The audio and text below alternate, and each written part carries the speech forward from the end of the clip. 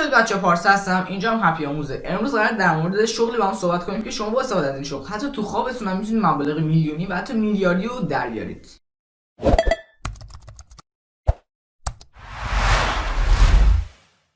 خب بچه‌ها، برای شروع فقط کافیه توی گوگل سرچ کنید خرید قالب وردپرس.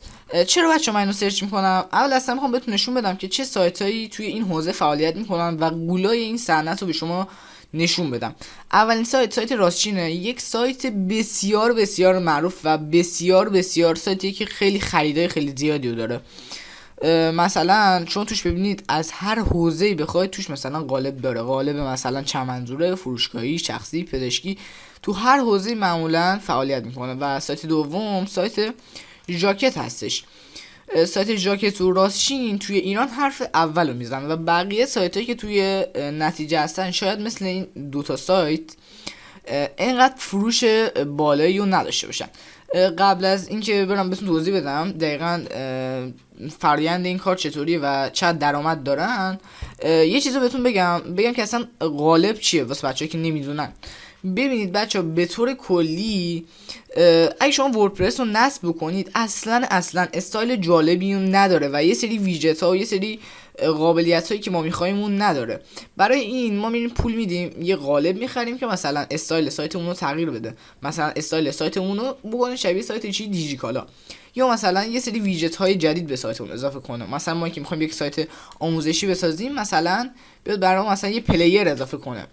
یه همچین وقتی شما یه افزون رو نصب کنید، یه همچین قابلیت هایی به سایت شما اضافه میشه. حالا میان این افزون و قالبا رو میان به قیمت های مختلف میفروشن. مثلا من بهتون یه نمونه نشون بدم. میام تو بخش فروشگاهی راستچین میذارم روی پرفروشترین. الان میخوام ببین پرفروشترین قالب راستچین چه قالبی هستش. قالب وودمارت. جالبه بچه واسم خیلی که این قالب اصلا یه قالب کاملا خارجیه و صرفا اومدن فقط فارسی سازیش کردن و 18,000 تا فروش داشته. خیلی خیلی عدد زیادیه. الان صبر کنم برای شما یه دونه ماشین حساب باز کنم. فقط کافی اینجا بنویسم کالکتور، اگه درست تلفظ کرده باشم. اینجا فقط کافیه تعداد فروشش رو بنویسم چقدر، 18,000 تا به طور تقریبی. حالا میایم زد در قیمتش میکنیم. بچه این از اول 658,000 تومان قطعا نبوده، تو سال مختلف قیمتش تغییر کرده دیگه. ما به طور میانگین در کمترین حالت بچه دارم میگم 150,000 تومان شما باید در نظر داشته باشید. این صفراش هم درست میذارم و این مبلغی که در کمترین حالت این قالب درآمد داشته. چقدر؟ نزدیک 2,700,000 فقط از فروش این قالب درآمد داشته. آقا من با سیاست های راستچین هیچ آشناییتی ندارم.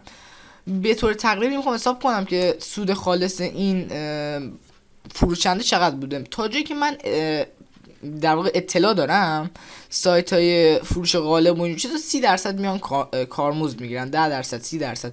حالا بستگی داره دیگه. ما بگیم 30%. خب اینو تقسیم بر 100 میکنیم، ضرب در 70% میکنیم که اون سود کامل همون فروشنده هستش. یعنی جمعاً 1,800,000 در کمترین حالت این فروشنده درآمد داشته. و بقیه قالب ها، خیلی از این قالب ها از 0 تا 100 به صورت یک ایرانی نوشته اونا رو. مثلا یه قالبی که خودم استفاده کردم بچه، قالب پارسکاله، ازش راضی هم بودم. خیلی قابلیت زیادی هم داشته. فکر کنم یک سالی هستش، 1-2 سال هستش اومده. این از اول گرون بوده، از اول 500,000 تومان بوده. خب یعنی این 500,000 تومان حداقل قیمتشو در نظر بگیریم، ضرب در 1000 تا بکنیم، یعنی تقریبا این قالب 500 میلیون درآمد داشته. و جالبه که چرا میگم تو خواب میتونید با فروش قالب و افزون درآمد داشته باشید. چرا که خیلی از کسانی که میان قالب رو میسازن، قالب رو مثلا امروز میسازن تا چند سال بعد هر چقدر خرید کرد، هر کسی بیاد خرید بکنه، حتی شب هم بیاد خرید کنه، پول میاد تو حساب اینا به راحتی مثل آب خوردن. باز دوباره مثلا اینجا سایت ژاکت آوردم، باز میبینید تو این قالب وودمارت تو اینجا هم داره، باز دوباره اینجا هم خیلی فروش بالایی داره. اینجا 19,000 تا فروش داره. درآمد این تازه خیلی بیشتر از اونجا بوده. ببینید یک فروشنده فقط از یک محصولش 1,200,000,000 درآمد داشته. خب الان من مثلا بیام توی راستچین، خب همین فروشنده ببینم باز دوباره محصولات دیگه شو ببینم، مطمئن باشید خیلی محصولات بیشتر از اینم داشته. مثلا اسمش از توسعه وردپرس اسم این فروشنده. میبینید باز مثلا فقط از این یکی 1 میلیارد و 800 درآمد داشته. از این یکی هم باز مثلا کلی درآمد بیشتر حتما شاید داشته، یعنی شاید داشته باشه.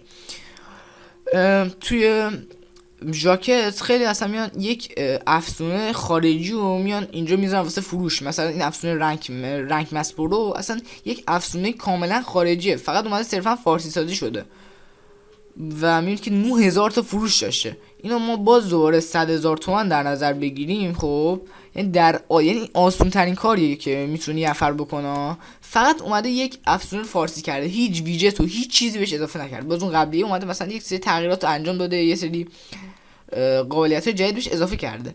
این فروشنده اصلا هیچ کاری نمیاد انجام بده، صرفا اومده از یه سایت خارجی گرفته و مثل آب خوردن اومده چیکار کرده، فارسی کرده. شما تو اینترنت بگردید میتونید فارسی کردن افزونا رو یاد بگیرید، اصلا هم کار سختی نیستش بچه‌ها. شما با کمترین دانش میتونید این کار رو انجام بدید. 9000 تا فروش داشته. چقدر؟ ما این 9000 تا رو فقط کافیه ضرب در 100,000 تومان بکنیم و قیمتش میبینید 900 میلیون تومنه. درسته؟ 900 میلیون تومن از فروش یک افزونه خارجی که کاملا کپی کرده آورده اینجا درآمد داشته و مثل آب خوردن داره این پولو در میاره. باز دوباره همین فروشنده قطعا هزاران محصول شبیه این شاید داشته باشه. میبینید کلی افزونه‌های دیگه اومده این کار انجام داده واسه شون و از یکیشون تونست 900 میلیون تومان در بیاره. حداقل این 5-6 میلیارد تومان از فروش افزونه و قالباش درآمد داشته. ببینید بچه‌ها، من به شما یک قول میدم، شما یک کوچولو وقت بذارید برید PHP رو در حد پایه یاد بگیرید، میتونید خیلی از این افزونه ها رو فارسی سازی کنید و خیلی افزونه و قالب های خارجی که حتی رایگان هستن و بیاین تو این سایت به یه اسم جدید روشون بذارید و پولی بیاین بفروشین و از همین راه میتونید خیلی درآمدهای زیادی رو داشته باشید. خب بچه‌ها، امیدوارم از این ویدیو خوشتون اومده باشه. تا ویدیو بعدی بچه‌ها، خداحافظ.